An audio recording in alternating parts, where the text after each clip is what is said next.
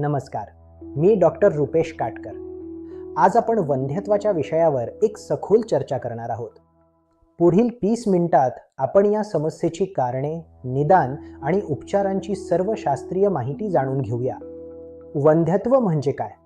जागतिक आरोग्य संघटनेनुसार 1 वर्ष नियमित प्रयत्नानंतरही गर्भधारणा न होणे म्हणजे वंध्यत्व. निर्बीजता किंवा स्टरिलिटी ही कायमस्वरूपी समस्या असते, तर वंध्यत्वावर उपचार करून मात करता येते. आज जगभरात आणि विशेषतः भारतात वंध्यत्वाचे प्रमाण चिंताजनक रीतीने वाढत आहे. भारतात दर 6 पैकी एका जोडप्याला प्रजनन संबंधित समस्यांचा सामना करावा लागतोय. याचे योग्य वेळी निदान होणे हे यशस्वी उपचारांची पहिली पायरी आहे.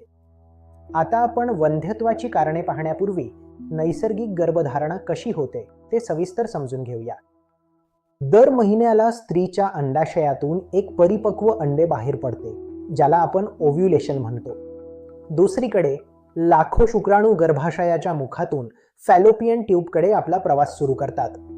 जेव्हा एक सक्षम शुक्राणू अंड्याला फलित करतो तेव्हा फर्टिलायझेशनची प्रक्रिया पूर्ण होते. हे फलित अंडे नंतर पेशी विभाजनाद्वारे गर्भात रूपांतरित होते आणि गर्भाशयाकडे सरकते. गर्भाशयाच्या अस्तराला जेव्हा हा गर्भ चिकटतो तेव्हाच खऱ्या अर्थाने गर्भधारणा निश्चित होते. महिलांमध्ये वंध्यत्वाची समस्या अंडाशय, ट्यूब किंवा गर्भाशयाशी संबंधित असू शकते. PCOS हे आजच्या काळातील महिलांमधील वंध्यत्वाचे सर्वात मोठे कारण मानले जाते. हॉर्मोनल असंतुलनामुळे बीजनिर्मितीच्या प्रक्रियेत अडथळे येतात, ज्यामुळे गर्भधारणा कठीण होते. दोन्ही फॅलोपियन ट्यूब बंद असणे हे देखील एक महत्त्वाचे कारण आहे, कारण तिथेच अंडी आणि शुक्राणू मिळतात.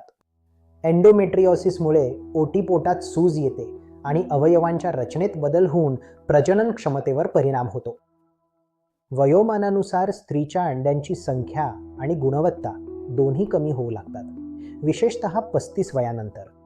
आता आपण पुरुषांमधील वंध्यत्वाची कारणे जाणून घेऊया. यामध्ये शुक्राणूंची संख्या आणि गुणवत्ता महत्त्वाची असते. लो स्पर्म काउंट म्हणजेच शुक्राणूंची संख्या कमी असणे हे पुरुषांमधील प्रमुख कारण आहे. शुक्राणूंची हालचाल म्हणजेच मोटिलिटी कमी असल्यास ते अंड्यापर्यंत पोहोचू शकत नाहीत. शुक्राणूंचा आकार किंवा मॉर्फॉलॉजीमध्ये दोष असल्यास ते अंड्याला फलित करू शकत नाहीत. व्हेरिकोसिल ही एक अशी समस्या आहे ज्यामुळे वृषणाचे तापमान वाढते आणि शुक्राणूंची निर्मिती मंदावते. आजच्या धावपळीच्या जीवनात आपली जीवनशैली प्रजनन क्षमतेवर कसा परिणाम करते हे पाहणे महत्त्वाचे आहे. अतिताण आणि अपुरी झोप यामुळे हार्मोन्समध्ये बिघाड होतो, ज्यामुळे वंध्यत्वाचा धोका वाढतो.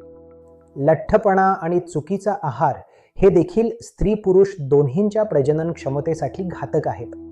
धूम्रपान आणि मद्यपान यामुळे शुक्राणू आणि अंड्यांच्या गुणवत्तेवर कायमस्वरूपी परिणाम होऊ शकतो. समाजात वंध्यत्वाबद्दल अनेक चुकीचे समज आहेत. चला त्यामागचे वैज्ञानिक सत्य जाणून घेऊया. गैरसमज असा आहे की वंध्यत्वासाठी फक्त महिला जबाबदार असतात, पण 40% प्रकरणांत कारण पुरुषांमध्ये असते. दुसरा गैरसमज म्हणजे IVF हाच शेवटचा पर्याय आहे, परंतु अनेकदा साध्या औषधांनीही यश मिळते. उपचारापूर्वी नेमकी समस्या काय आहे हे ओळखणे महत्त्वाचे आहे. यासाठी काही चाचण्या केल्या जातात. पुरुषांसाठी सीमेन ॲनालिसिस ही प्राथमिक आणि सर्वात महत्त्वाची चाचणी आहे. महिलांसाठी AMH आणि सोनोग्राफीद्वारे अंड्यांची राखीव संख्या तपासली जाते. HSG चाचणीद्वारे फॅलोपियन ट्यूब्समध्ये काही अडथळा आहे का हे पाहिले जाते. विज्ञानातील प्रगतीमुळे आज वंध्यत्वावर अनेक प्रभावी उपचार उपलब्ध आहेत. घाबरण्याची गरज नाही. सुरुवातीला जीवनशैलीत बदल आणि औषधांच्या मदतीने बीजनिर्मिती सुधारली जाते. IUI मध्ये धुतलेले उत्तम शुक्राणू थेट गर्भाशयात सोडले जातात, ज्यामुळे यशाची शक्यता वाढते. IVF ही एक अशी प्रक्रिया आहे जिथे अंडी आणि शुक्राणूंचे फलन शरीराबाहेर लॅबमध्ये केले जाते. लक्षात ठेवा, वंध्यत्व ही एक उपचारयोग्य समस्या आहे. सकारात्मक रहा आणि तज्ज्ञांचा सल्ला घ्या. धन्यवाद.